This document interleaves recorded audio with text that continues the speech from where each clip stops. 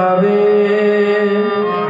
सर्व भावे देवासे तो हा उतरील पार भव दुष्कर नदीचा बहु आहे करुणावंत अनंत हे नाम जा तो हा उतरील पार भव दुष्कर नदीचा तुका म्हणे साक्षी आले तरी केले प्रगट तो हा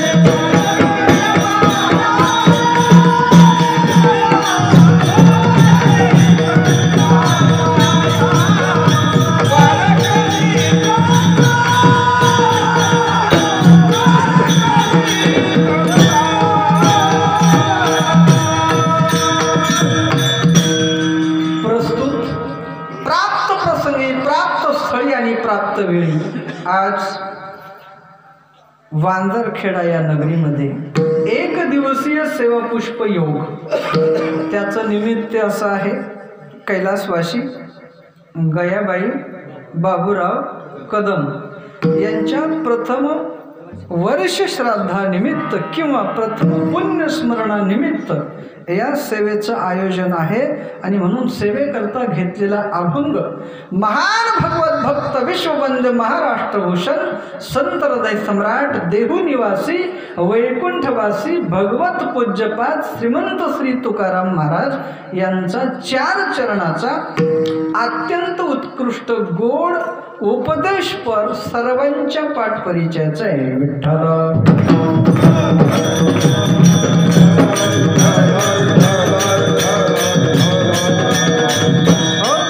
या अभंगाच्या माध्यमामधून तुकाराम महाराज तुम्हाला उपदेश करतात. नेमकं उपदेश म्हणजे काय?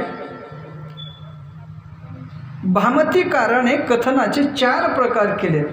एक आहे आज्ञा, दुसरा आहे अनुज्ञा, तिसरा आहे अभ्यर्थना आणि चौथा आहे उपदेश.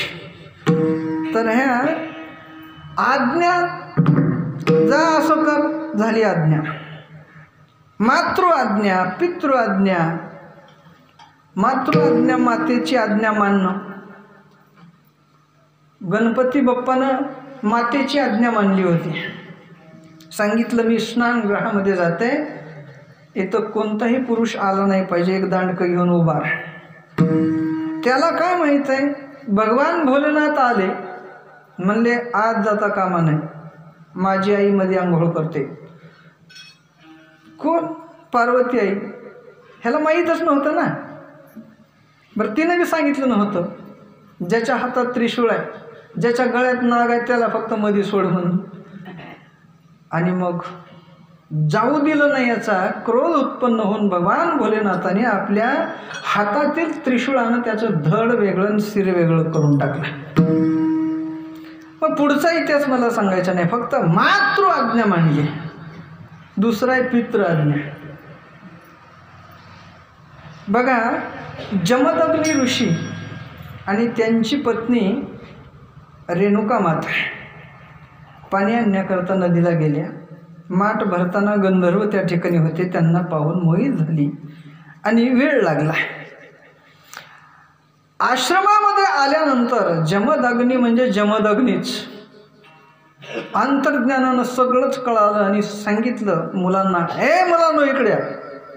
मुलं आले, उडवा तुमच्या आईचं शिर. कोण तयार होईल माईचं शिर उडवाय? नाही म्हणले. मग परशुराम लाकडाची मोळी डोक्यावर घेऊन, हातात परशु घेऊन आश्रमामध्ये आले. हे परशुरामा इकडे. जी पिताजी.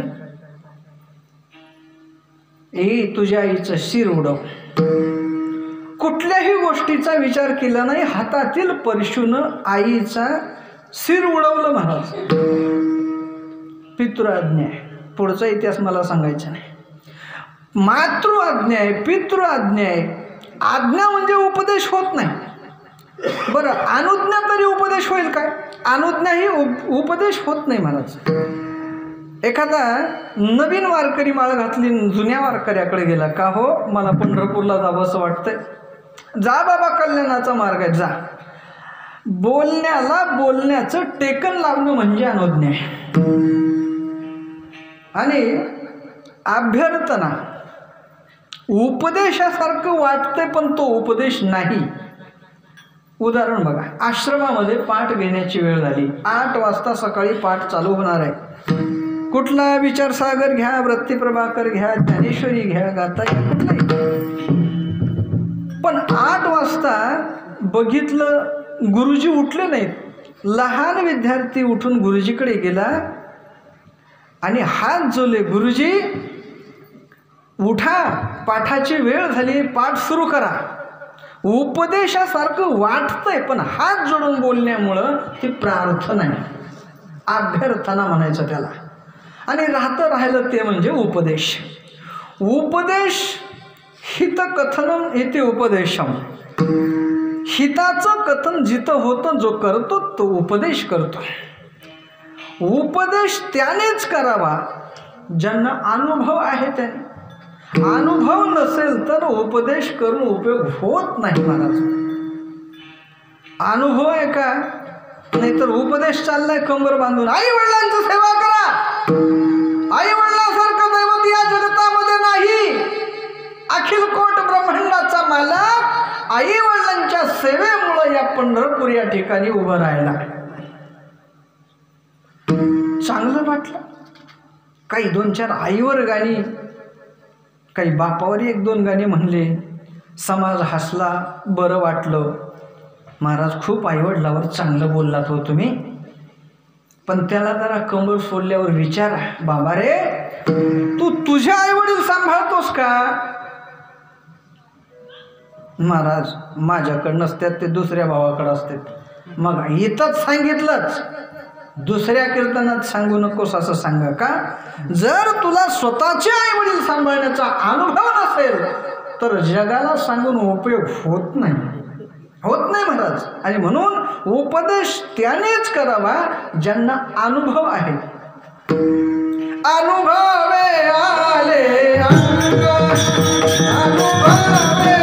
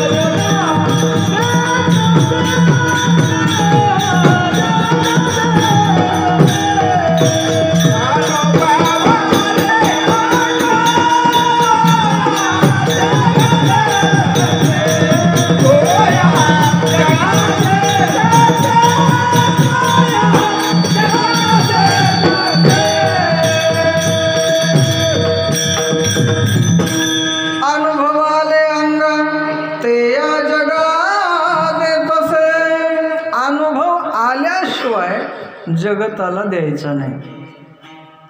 तुकोबाराया ज्या ज्या वेळेस तुम्हा मला उपदेश करतात त्या वेळेस अगोदर अनुभव घेतात. अनुभव घेतल्याशिवाय उपदेश करून उपयोग नाही.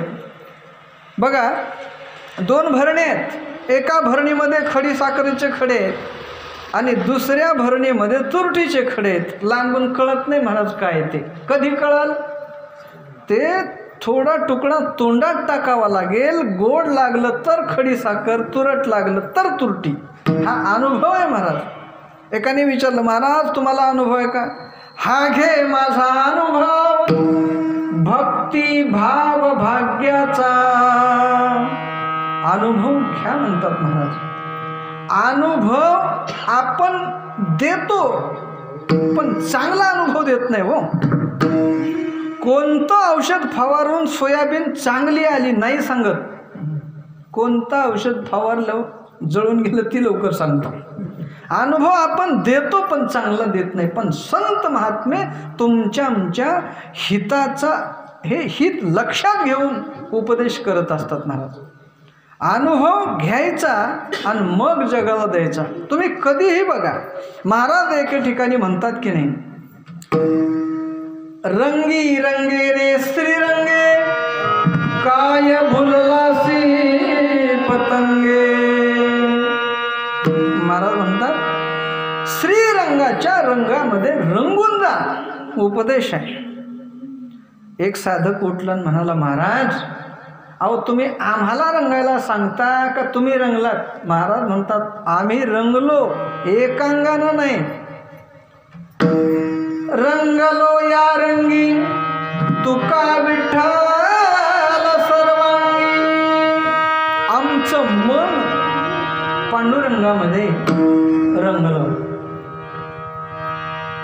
पांडुरंगी मन रंगले, गोविंदाचे गुणी वेधले.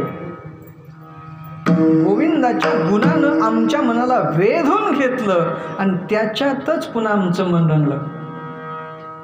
मग एके ठिकाणी महाराज असाच उपदेश करतात, जर तुम्हाला सुखाची अनुभूती हवी आहे तर देवाला आपलंसं करावं लागेल. आपुला तो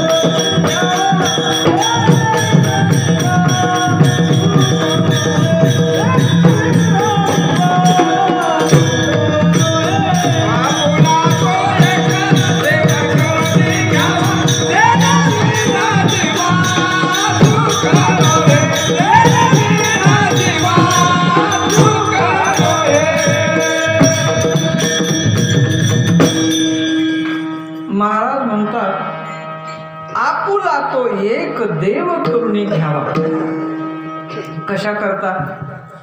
जर तुम्हाला सुख पाहिजे असेल तर महाराजांनी उपदेश केलाय तोही अभंगामध्ये, जर सुख पाहिजे तर देव आपलासा करावा लागेल. बर, साधक उठला आणि म्हणला, महाराज तुम्ही आम्हालाच देव आपलासा करायला सांगता का तुम्ही आपलासा केलाय? महाराज त्याला उत्तर देतात, माझा पहा अनुभव,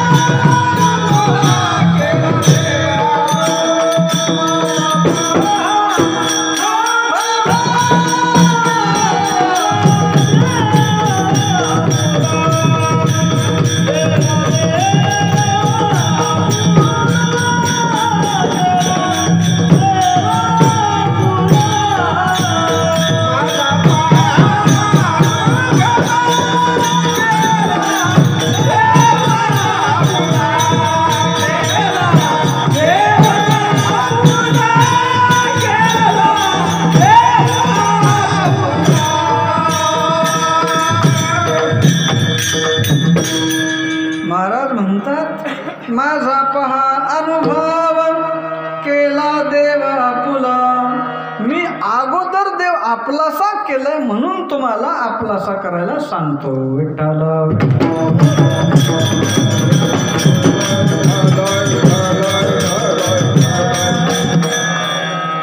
मग उपदेश करत असताना कोणी करावा?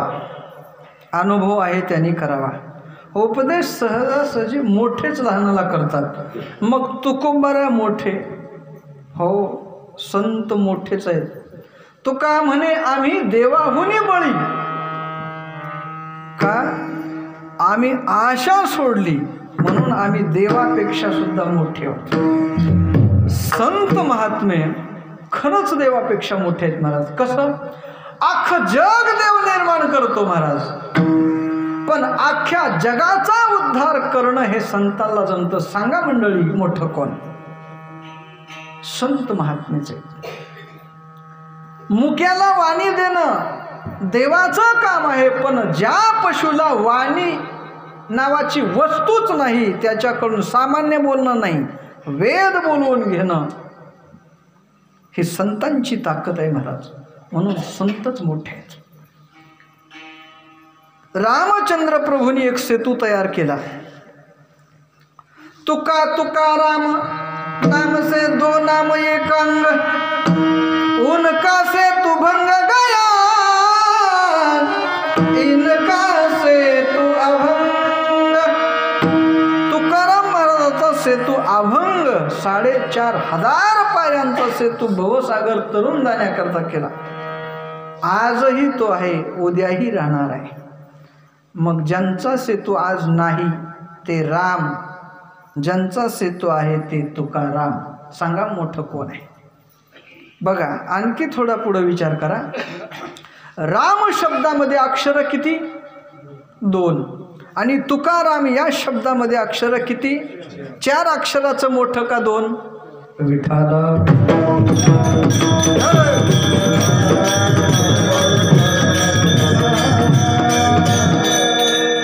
प्रत्येक गोष्टीमध्ये देवापेक्षा पुढं मजल आहे संतांची.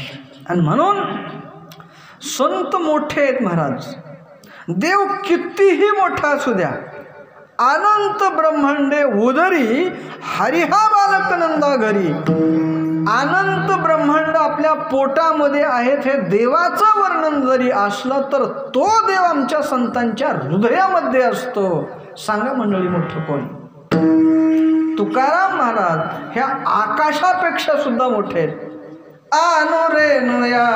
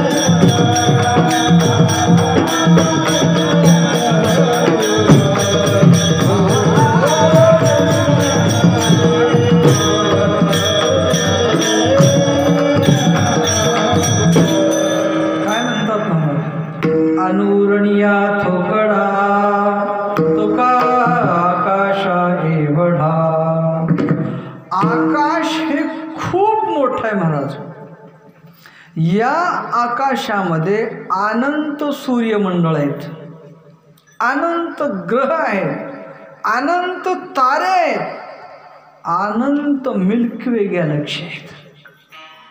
हे आकाश किती मोठं आहे याला उपमा देण्याकरता दुसरं काहीच नाही महाराज.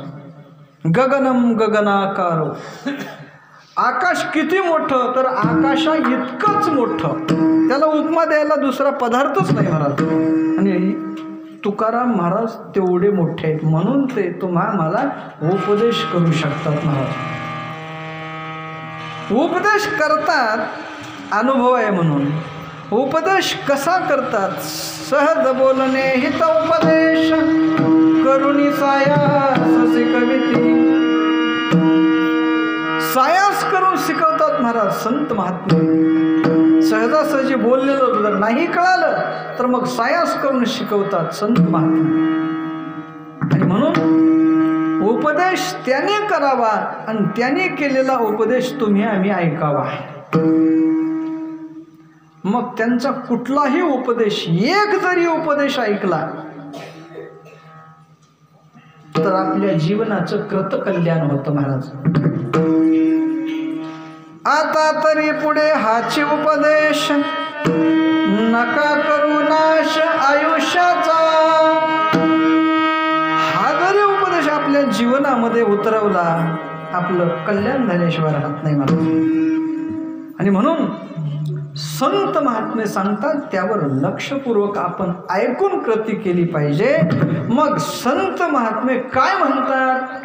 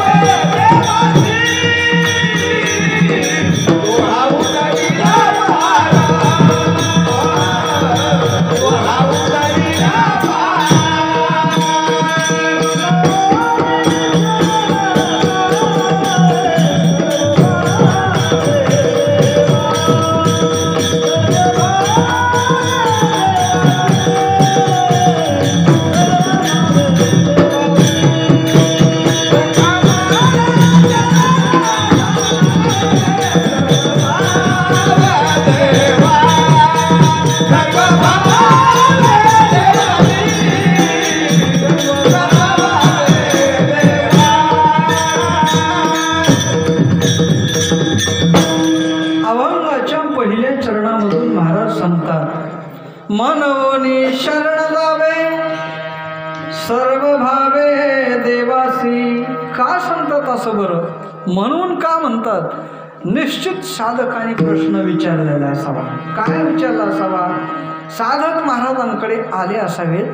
साधक या संसारामधल्या दुःखाला कंटाळलेले असावेत आणि या जन्ममरण जन्ममरण जन्ममरण मधलं जीवन अत्यंत दुःखी असल्यामुळं यावर काही उपाय भेटतो का ते महाराजांकडे गेले असावे. आणि मग महाराजांनी सांगितलं जोपर्यंत जन्म आहे तोपर्यंत मृत्यू आहे. मृत्यू झाला की जन्म होतो आणि जन्म झाला की मृत्यू होतोच. कोणाचंही बरं का. जे प्रगट होतात त्यांना अदृश्य व्हावं लागतं. इथं कोणालाच थांबता येत नाही महाराज. देव जरी आले अवताराला येते नाही.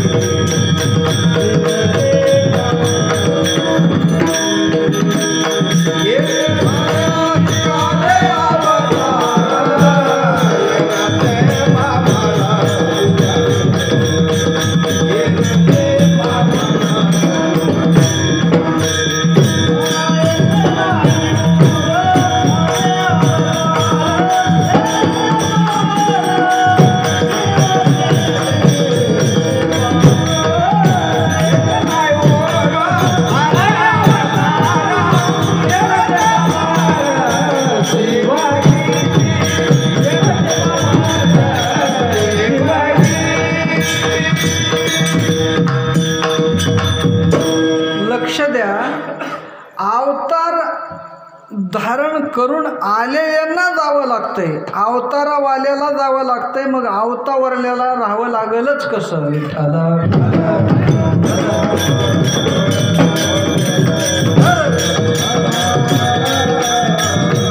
म्हणून आएगा सो जाएगा राजा रंक फकीर, सगळ्याला जावं लागतं महाराज. इथं वशिला चलत नाही किंवा पैसा बी जमत नाही.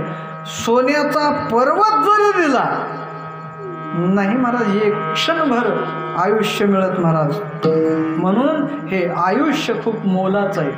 मोलाचे आयुष्य दौडितो शिवाया, माध्यान्नाची छाया जाय वेगी, ज्ञानेश्वर महाराज बोलतात. आणि म्हणून आपणाला इथं थांबता येत नाही.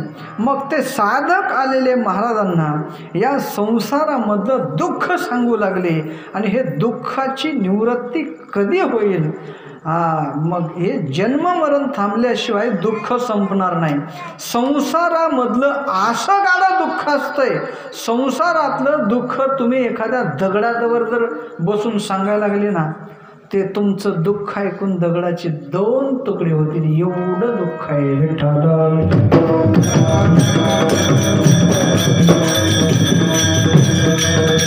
मग जन्म आहे, मरण आहे, मेल्यानंतर पुन्हा जन्मायचे. मग असं कितीदा झाले काय माहित आहे? किती वेळा जन्म किती वेळा मृत्यू, हाची नकळे आणतो भाग्यहीन. एकनाथ महाराज बोलतात, गणत नाही महाराज.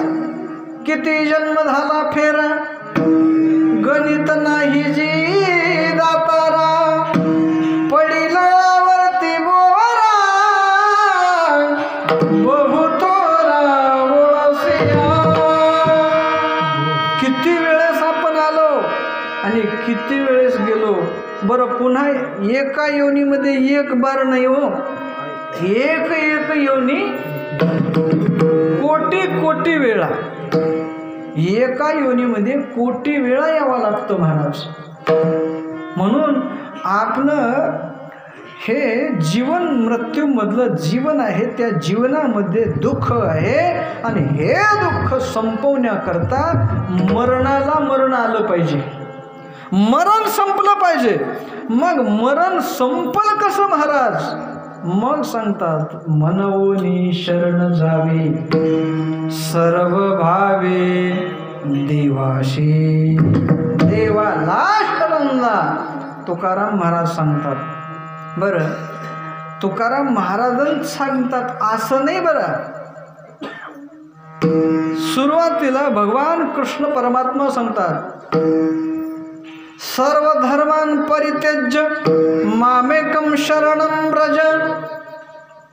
धर्म अधर्माचा त्याग करून मला शरण या. मग काय करतो? जो मज होयानन्य शरण, त्याचे निवारीन जन्म मरण, शरणांगताशी शरण्य मीची एकू. मला शरण आलात ना, मग तुमच्या मरणाला आणि जन्माला मरण आणण्याचं काम मी करतो, देव बोलतात. नाही, शरण जावंच लागते. बरं, देवच नुसतं बोलून थांबले का? नाही. आपला वेद काय सांगतो महाराज? वेद अनंत बोलेला,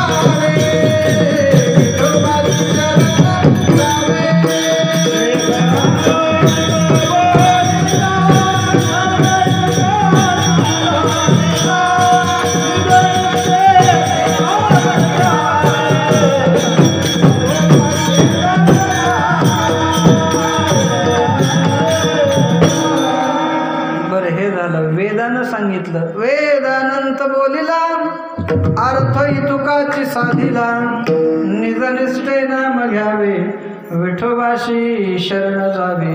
विठोबाला शरण जावं वेद सांगतोय म्हणून शरण जा.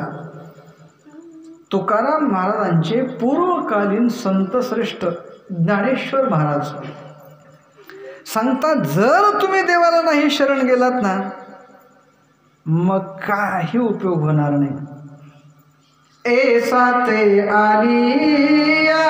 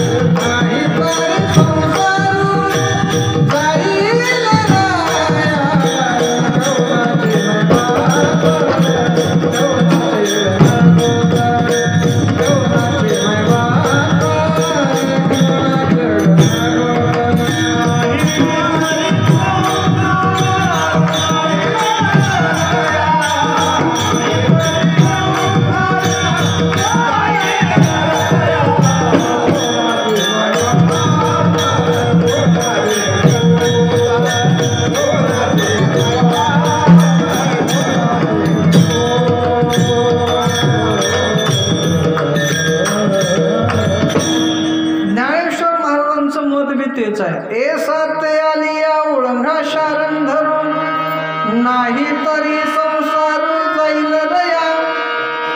ए साते नामबाजार या जन्माला या पृथ्वी लोकामध्ये तुम्ही आलात ना, ओळंघा शारण धरू, शारण धरू परमात्म्याला शरण जा.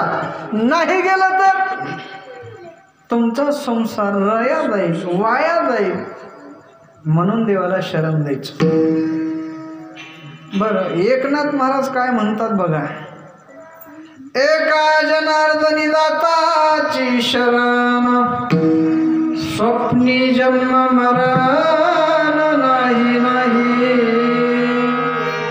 जर तुम्ही देवाला शरण गेलात तर स्वप्नात सुद्धा जन्म मरण येणार नाही. महाराज, तुम्हाला असं वाटतं का मरण स्वप्नात येत नाही? येतंय. एक माणूस गाढ झोपला आणि त्याला स्वप्न पडलं. स्वप्न पडणं ही क्रिया झोपेमध्ये. बरं, झोपेत बी कधी? या मेंदूपासून हृदयापर्यंत एक नाडी असते, त्या नाडीचं नाव आहे पुरीतता. त्या नाडीवर दाब पडला रे पडला की स्वप्न पडायला चालू होतं.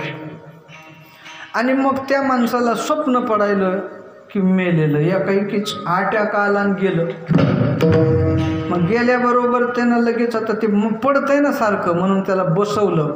बरं, बसवल्यावर पुन्हा पडायला लागलं. पुन्हा भिंतीला असं बांधलं. सगळं बघायला येते कुठं? स्वप्नात. अनेक पुन्हा संध्याकाळी भजन केलं 4-5 जणांनी गावातल्यानं. कुठं? स्वप्नात त्याच्यासमोर.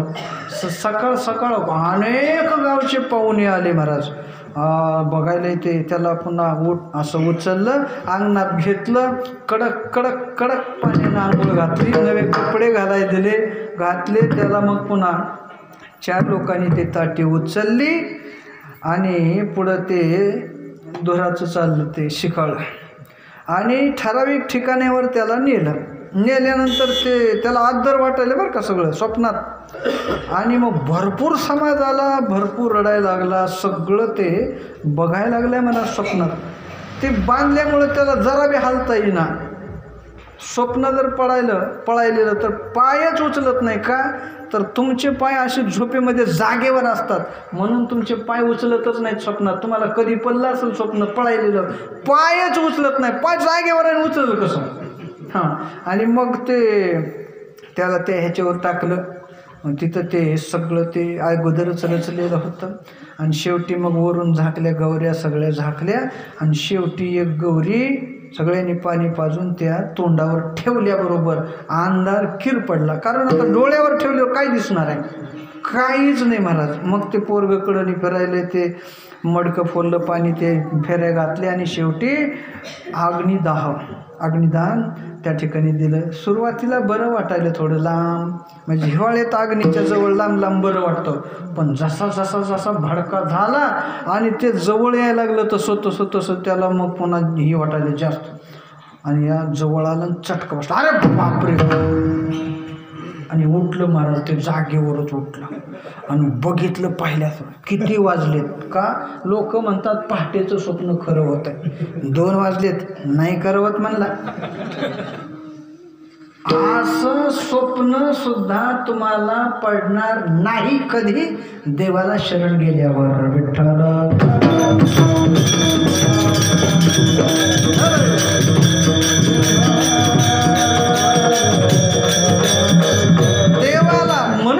जीवानं जीवाला शरण द्यायचं नाही, जीवानं विषयाला शरण द्यायचं नाही, जीवानं जडाला शरण द्यायचं नाही, जीवानं केवळ शिवाला शरण द्यायचं, म्हणजे देवालाच शरण द्यायचं. बरं ते कसं जायचं? काया अहम वाचा चित्तांग, काया वाचा मनानं शरण द्यायचं, म्हणजे ही काया त्याच्या करताच वापरायची.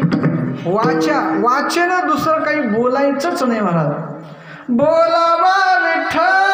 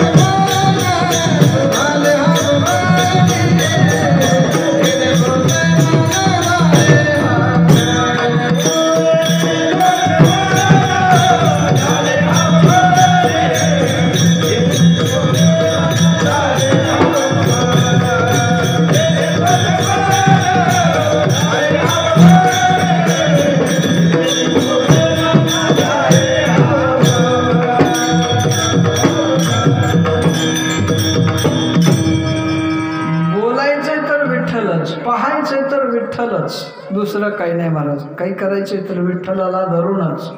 ही शरणागती आहे महाराज. वाच्यानं दुसरं काहीच बोलायचं नाही. बोलायचं तर विठ्ठल डोलला पाहिजे असं बोला. बोलवायचं बोले जेणे विठ्ठल डोले, किंवा बोलण्याची नाही आता देवाविन का, आता देवाशिवाय दुसरं काही बोलायचं नाही. ही वाच्याची शरणागती महाराज. मनाची शरणागती अशी आहे की हे तुमचं धावणारं मन खूप धावतंय महाराज, पण त्या मनाला जे पाहिजे ते दिलं की मग कुठं धावत नाही. मग मनाला पाहिजे सुख, इंद्रियाकर्मी भोगतो सुख मन, मग ते सुख देवाच्या पायामध्ये आहे. आणि मग त्या मनाला तुम्ही देवाच्या पायावर जर नेऊन ठेवलं का ते कुठंच धावत नाही महाराज. आता कोठे धावे मन,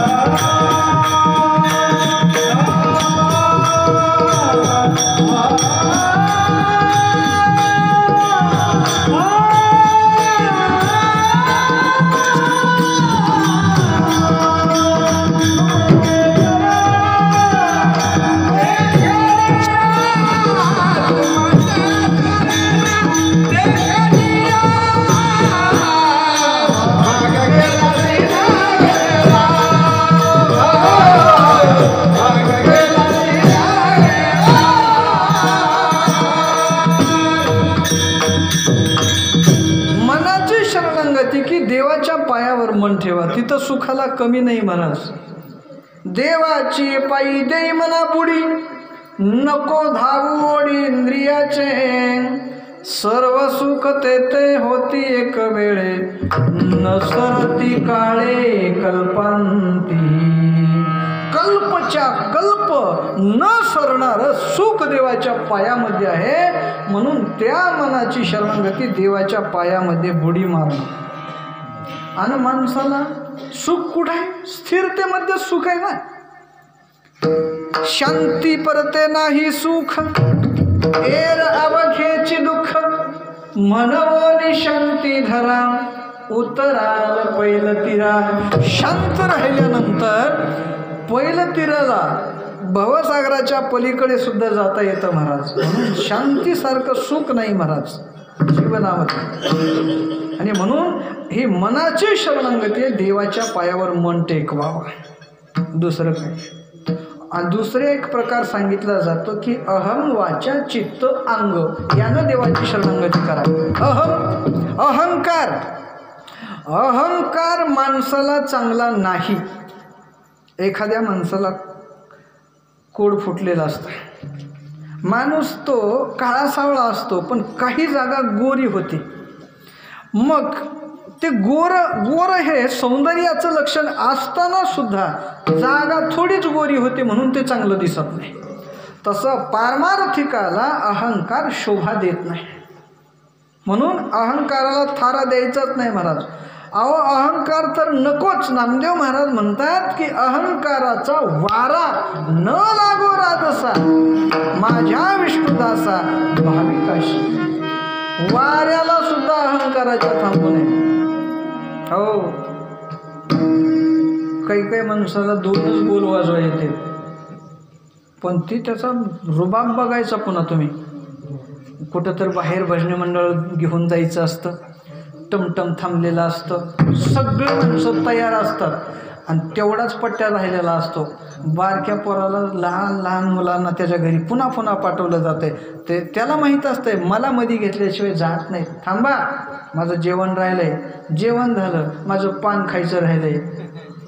बरं, पुन्हा तेवढ्यामध्ये एखादा माणूस मी घरी जाऊन मफलर आणून म्हणून गेलो का नाही ते तिकडं, आणि ते आल्या म्हणते हां चला आता. अरे नाही ते एक जण गेले मफलर आणाय, चला म्हणतोय ना, नाही तर जाऊ का घरला. विलाज नसतोय महाराज. किती अहंकार महाराज. हो, गायला थोडंच येतं पण माझ्यासारखं गायला कुणीच नाही असं वाटतं की नाही महाराज. अहो 2-4 अभंगावर टिपणं असतात. गाव बदलतं पण अभंग तेच. गाव रोज वेगळं पण अभंग कुठं आहे? तेच आहे अभंग. पण तरी सुद्धा गाड्या घेऊन फिरतात महाराज.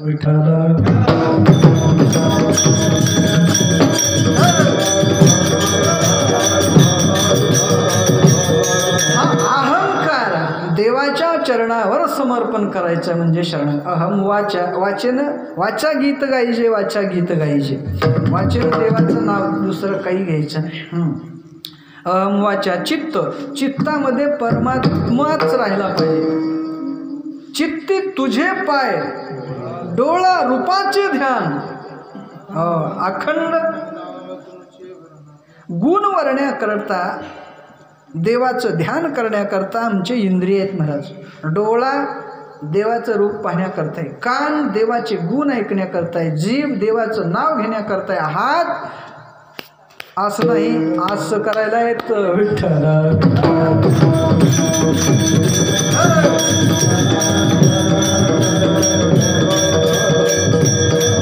टाळ्या वाजवण्याकरताच हात आहेत बरं. नाहीतर तुम्हाला मग आज जर या जन्मामध्ये नाही टाळ्या वाजवल्या तर देव म्हणतो तुला हात काय कामाचे. त्या हाताच्या जागेवर दुसरे 2 पाय चतुष्पाद प्राणी करतो विठ्ठला.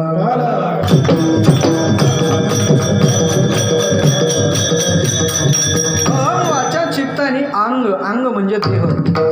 हा देहच देवाला समर्पण करणं महाराज. देह समर्पिजे देवा, भार काहीच न घ्यावा. देह समर्पिजे देवा, भार काहीच न घ्यावा. होईला घावा तुका म्हणे आनंद, होईला घावा तुका म्हणे आनंद. देह समर्पिजे देवा,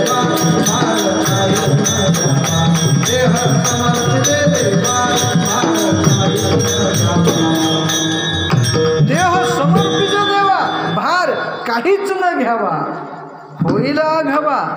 तुका म्हणे आनंद. आनंद प्राप्त करून घ्यायचा आहे तर देवावर संसारातला भार घालू नका. आनंदच मिळेल भरत. तो जसा ठेवील तसं राहा.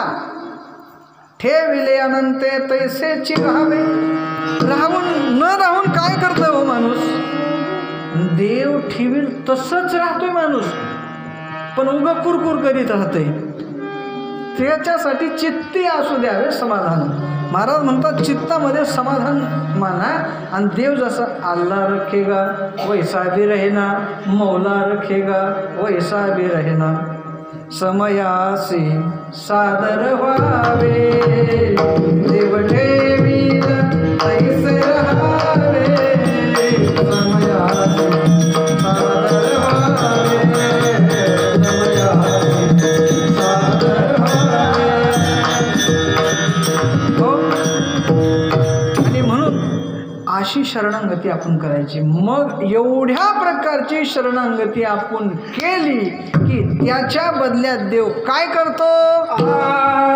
तो अवतारीला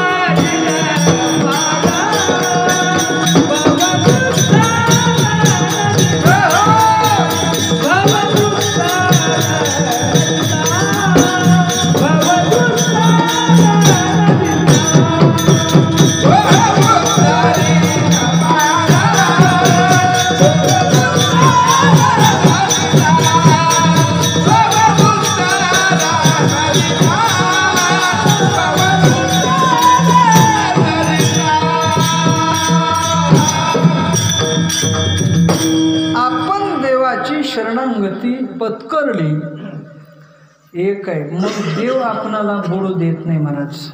बघा तुम्ही साधं गणित,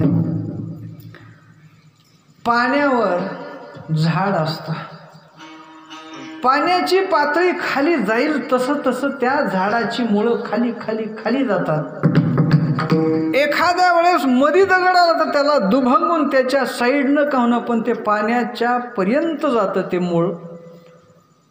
जर नाही पाणी सापडलं तर स्वतःला संपून टाकतं, पण दुसऱ्याला शरण जात नाही ते.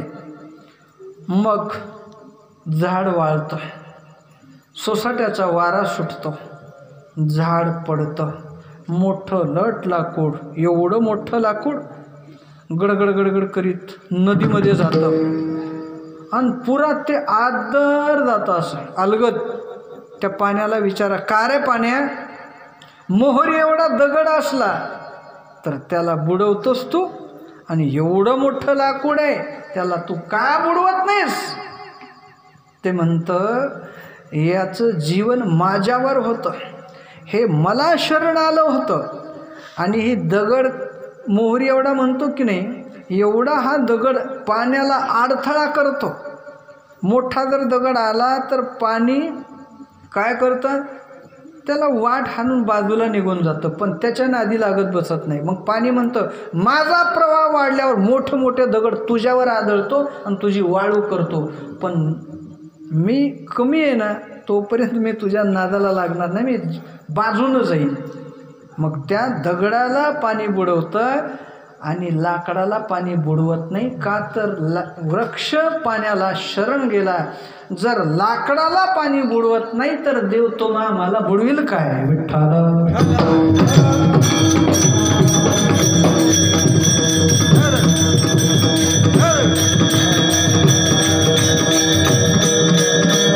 हो, आणि त्या परमात्म्यानं सांगितलंय बरं, माझ्या भक्ता करता पाणी भवसागराचं कंभरभर इतकं, कंबरभर इतकंच पाणी.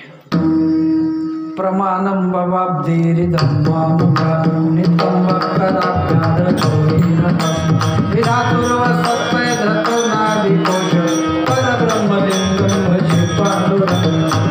आद्यगुरु शंकराचार्यांनी पांडुरंगाष्टकामध्ये सांगितलं की माझे भक्त आहेत त्यांच्याकरता भवसागराचं पाणी कंबरभर इतकं आहे. लोक हुशार, लोक म्हणाले देवा अरे तुझी कंबर म्हणजे ते एक पाय म्हणजे पूर्ण पृथ्वी व्यापले होते, तसं तुझी कंबर जर पुन्हा मोठी झाली तर लहान लहान भक्तांनी काय करायचं? ध्रुव बाळासारखे, उपमन्यू सारख्या बाळांनी काय करायचं? देव म्हणतो त्यांनी काहीच करायचं नाही, मी काय करतो ते बघा. भावा एकासाठी खांदा वाहे आपुल्या,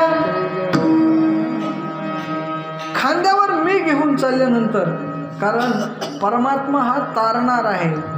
तारू भला पांडुरंग भिजवणे आपला पाय सुद्धा भिजू देत नाही देव महाराज, असं तारतो महाराज. हो, आपणाला पाय सुद्धा भिजू देत नाही भवसागरामधून. आणि म्हणून महाराज म्हणतात तो हा उतरील पार भव दुस्तर नदीचा. भव नदीमध्ये अडकू देत नाही, भव सागरामध्ये अडकू देत नाही, भव रोगामध्ये सापडू देत नाही, त्याच्या बाजूला करतो. का तर आम्ही त्याला शरण गेलोत म्हणून. तो हा उतरील पार, तो क्षीरसागरामध्ये जो आहे आणि हा पंढरपुरामध्ये आहे, तोच हा तुम्हाला भवसागरामध्ये सापडू देत नाही महाराज.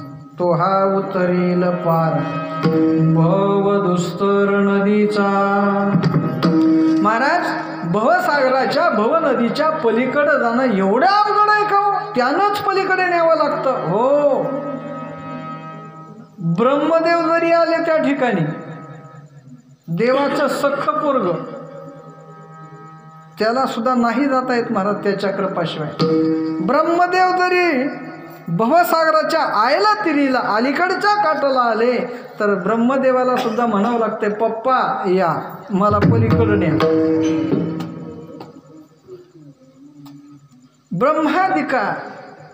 ब्रह्मदेवासारखे सुद्धा देव पलीकडे जात नाहीत महाराज. करिता विचार दृढ हा संसार ब्रह्मादिका पार नुलंघवे सामर्थ्ये. ब्रह्मदेवासारखे सुद्धा पलीकडे जात नाहीत. तुमची काय गत होईल महाराज? ब्रह्मदेवाला सामान्य समजता का तुम्ही? ब्रह्मदेवाचं दुसरं एक नाव आहे चतुरानन. 4 आनंद आहेत ज्याला, तो चतुरानन. दुसरा अर्थ मी काढलाय बघा, पटतोय का? आनंद बनवण्यात चतुर. चतुरानन, आनंद बनवण्यात चतुर. जगातली 700 कोटी लोकसंख्या आहे. 700 कोटी लोक 60-70 वर्षाला बदलीत आहे ती, पण एकासारखं एक नाही हो. हाय का एकासारखं एक? बघा इथल्या इथं बघा, फक्त नाक जर विषय घेतला तर सगळेच सारखं आहे का? नाही महाराज. प्रत्येकाला वेगळं बनवले. प्रत्येकाला आवाज आहे पण आवाजात फरक आहे. ही त्याची कला आहे. असं काही आहे, लहान लहान लहान लहान जीवाणू आहेत, ते डोळ्यानं दिसत नाहीत, ते दुर्बिणी वाटं बघावं लागते, यंत्राच्या सहाय्यानं बघावं लागते, पण त्याला सुद्धा आपणाला डोळ्यानं जे दिसत नाहीत जीवाणूला डोळे असतात.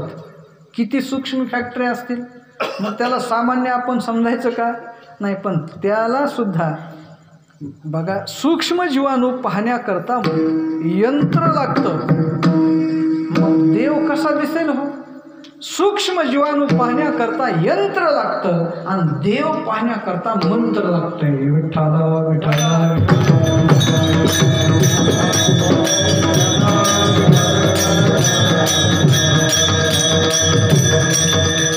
आणि म्हणून महाराज सांगतात की त्याच्याशिवाय दुसरं कोणी पलीकडे नेऊ शकत नाही. तो हा उतरील पार भव दुस्तर नदीचा. मग या भव नदीच्या पलीकडे नेऊन कोण सोडतो? तो म्हणजे नेमका कोण? विठोबार कुमारी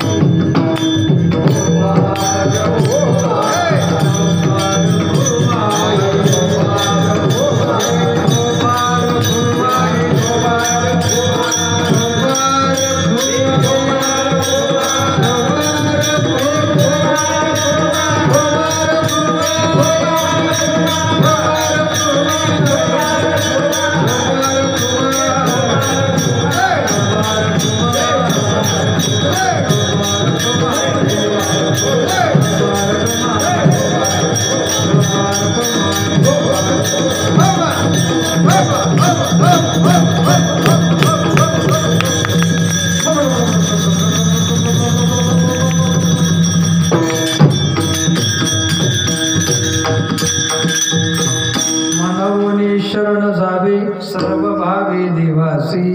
तो हा उतरील पार भव दुस्तर नदीचा. आम्ही देवाला शरण गेलो तर तो आम्हाला भव नदीच्या पलीकडे घेऊन जातो. एवढा करुणावान आहे का? महाराज म्हणतात करुणावान नाही, बहु करुणावंत आहे तो.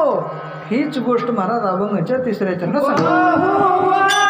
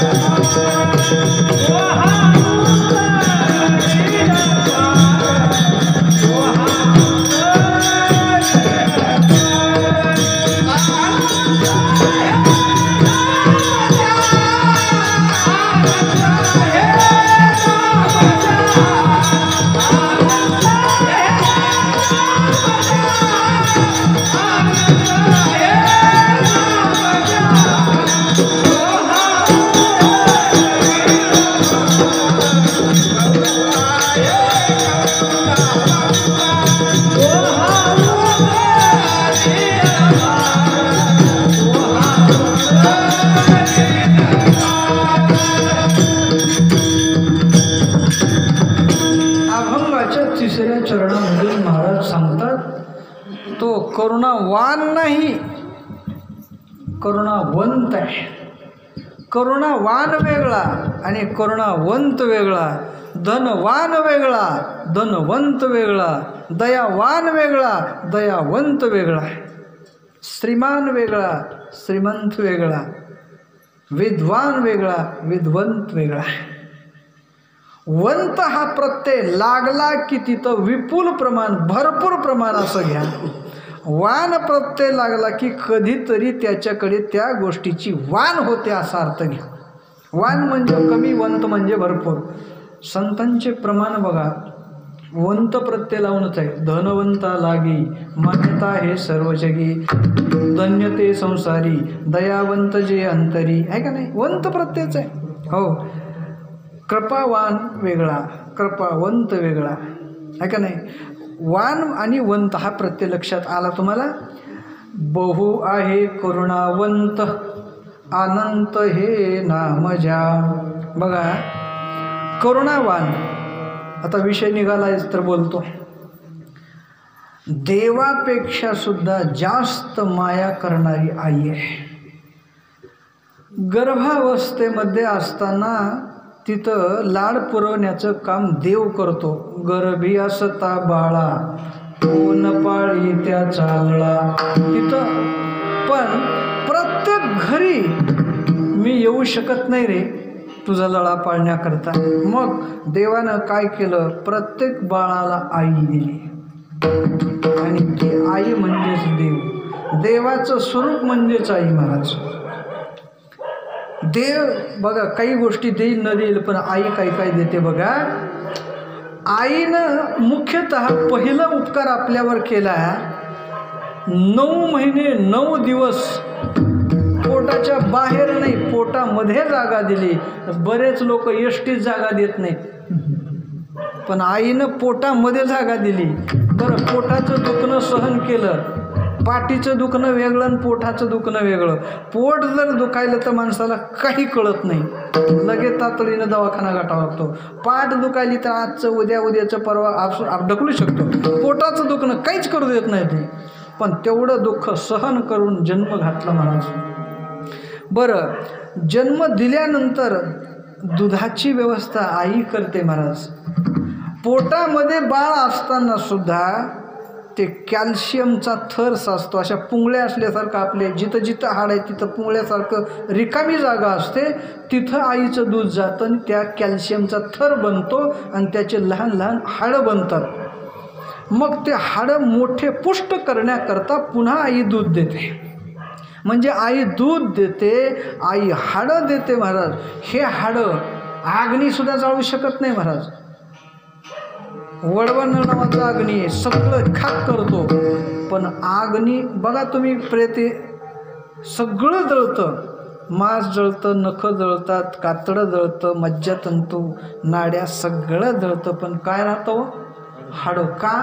त्या अग्नीला विचारा, अरे अग्नी, मोठमोठे असे कासऱ्यात न बसायचे लाकडं जाळतोस, एवढ्याली हाडं का ठेवतोस रा? ते म्हणतं, मी जगातलं काही जाळतो पण आईचं दूध नाही जाळू शकत विठ्ठल.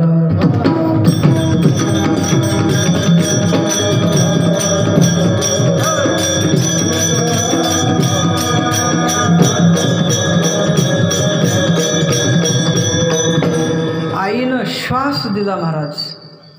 अर्धा श्वास बाळासाठी देते, अर्ध जेवण बाळासाठी असतं महाराज. खूप मोठे उपकार आहेत. आपल्या या कातड्याचे चप्पल करून जरी आईच्या पायामध्ये घातले तर आपल्या करून तिचा उपकार फिटत नाही विठ्ठल.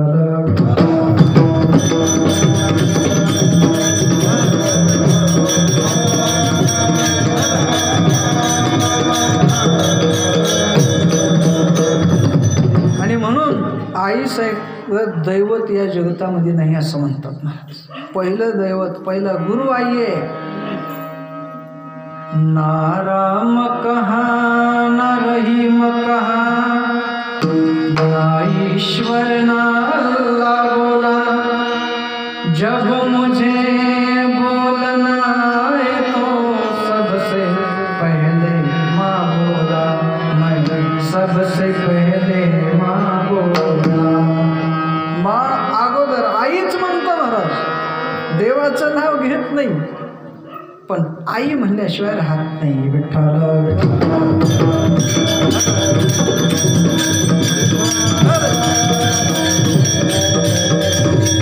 आणि म्हणून महाराज म्हणतात देव हे असा करुणावंत आहे. महाराज बहु आहे करुणावंत, एवढा करुणावंत देव आहे की देव नाही म्हणणारा 3 टाइम जेवण भरपूर पोटभर देतो बरं का. आता गावात जर आले आणि तुमचं नाव विचारून अमुक अमुक कुठं येतो, ते नाही तो आमच्या गावात नाहीत म्हणजे इथं नाहीतच. मग देवाला नाही म्हणलं तरी सुद्धा ते उपकार करतोय महाराज. ह्या आता तुम्ही असं हॉटेलमध्ये चहा प्यायला बसलात, एखादा अनोळखी माणूस बाहेर गावून आला, तुम्ही असताना तो माणूस म्हणला गोविंदराव पाटील कुठं आहे तो, दुसरा तुमच्याच गावातला माणूस म्हणला ते नाही तो काय नाही ते माहीत नाही बा आम्हाला, तुम्हाला किती राग येईल. तुम्ही त्याला चहा प्यायला बोलवून घेतलं असतं तरी सुद्धा त्या हॉटेलवाल्याला सांगतात ह्याचे पैसे त्याचे कोण घे. देव पण 3दा जेवण घालतो महाराज, नाही म्हणणाऱ्याला सुद्धा. बघा विष पाजणाऱ्याला सुद्धा मोक्ष देणारा देव आहे, शिव्या देणाऱ्याला सुद्धा उद्धार करणारा देव आहे. म्हणून महाराज म्हणतात बहु आहे करुणावंत, अनंत हे नाम ज्या. अनंत नाम का, अनंत रूप आहे, अनंत रूपे अनंत वेश देखले त्याचे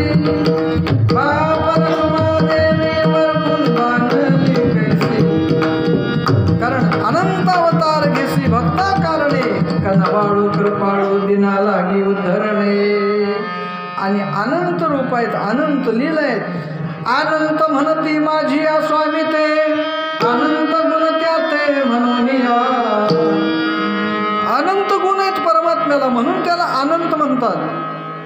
दुसरा एक विचार असा करा, कालतः अंतन, वस्तुतः अंतन, देशतः अंतन, इति अनंत. कालाने अंत आहे आपला. आपण 30 वर्षाच्या पूर्वी मी कुठं होतो मला माहीत नाही, पुढं 60-70 वर्षाच्या पुढं कुठं असं माहीत नाही, पण देव सत्ययुगापासून आहे, पुन्हा हे कलियुगामधलं संपले, पुन्हा प्रलय झाल्यानंतरही आहे. बरं, कालानुरूप देव आहे, कालतः अंतन, देवाचा कालाने अंत होत नाही. वस्तूने आपण याच वस्तूमध्ये आहात, पण देव कणाकणामध्ये आहे. हां, काष्टामध्ये आहे, पाषाणामध्ये आहे, पाण्यामध्ये आहे. जळी स्थळी काष्टी पाषाणी आहे वनमाळी जेथे तेथे. बरं, आपण या ठिकाणी आता मी निवडीत नाही, वांदरखेडेमध्ये आहे, 1 तासानं मी इथं नाही तिथं आहे. पण तसं आहे का देव, तिथं बी आहे इथं बी आहे. भारतात आहे, पाकिस्तानमध्ये आहे, अमेरिकेमध्ये आहे, जर्मनीमध्ये आहे, फ्रान्समध्ये आहे, इटलीमध्ये आहे. चौकड आहे ना देव. हरी येथे रे हरी तेथे रे. हरी आत आहे, बाहेर आहे.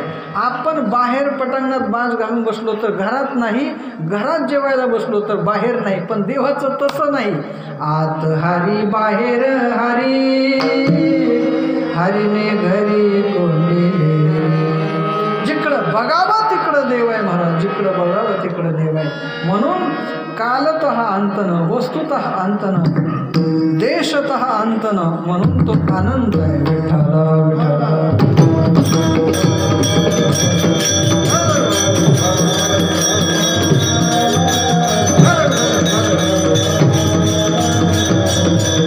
आणि म्हणून महाराज म्हणतात बहु आहे करुणावंत, अनंत हे नाम ज्या.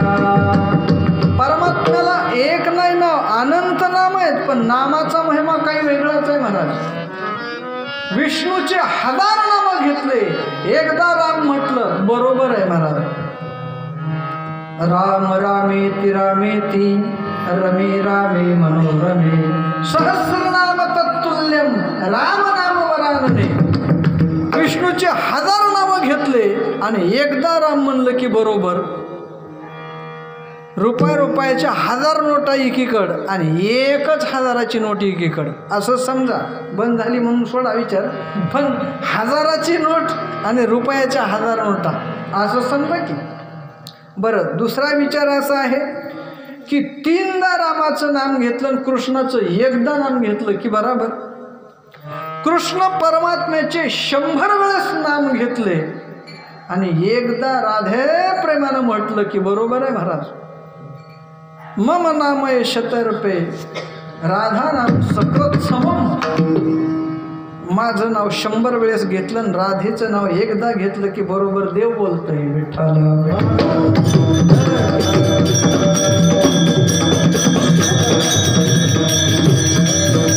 आणि म्हणून साधक म्हणतात महाराजांना, अहो महाराज हे उगा ऐकून सांगता का कसं, का तुम्हाला कधी ही प्रचिती आली? ही प्रचिती अभंगाच्या शेवटच्या चरणात महाराजांनी सांगितलं.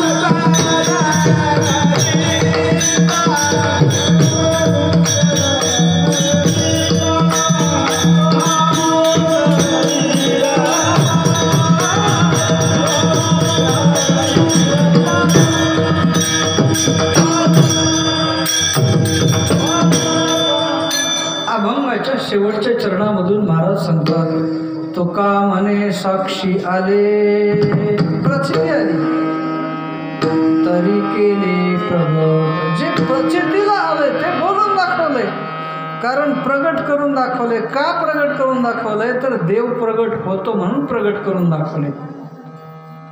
बघा, आयोनी संभव प्रगटला राघव. देव प्रगट होतो, देव जन्मत नाही म्हणूनच तो मरत नाही. तुम्ही आम्ही जन्मतो म्हणून मरतो. त्याचं स्वरूप कसं आहे? अजो नित्य शाश्वत हे पुराण, असा परमात्मा आहे.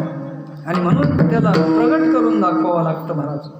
कारण देव भक्तासाठी कधीही कुठेही कसाही प्रगट होतो महाराज, कोणत्याही रूपात प्रगट होतो. म्हणून महाराज म्हणतात, तुका म्हणे साक्ष हाती तोम्या चित्ती धरियला. आम्ही चित्तामध्ये तोच धरलाय, कारण जे आमच्या प्रचितीला आले. ज्ञानेश्वर